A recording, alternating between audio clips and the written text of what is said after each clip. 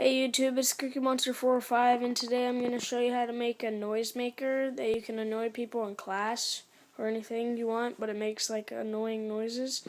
And what you're going to want to need is a pen, this kind of pen, a paper clip, and the tape. It's optional, you can have any tape you want, but I just have this big huge roll of duct tape. So what you're going to want to do is take out the ink,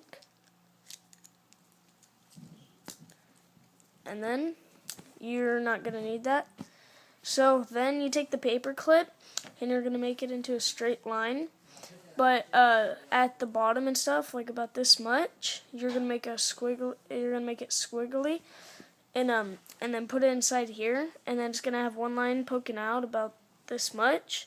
So just bend it down to where it looks like an L, and then bend it this way so it's like a little crank, and then you can put the tape around it so it doesn't hurt your hand or cut your hand. And then, yeah, let's bend it. So I'm going to bend this and then put tape around it. And it's going to look something like this. And then you're going to put that in here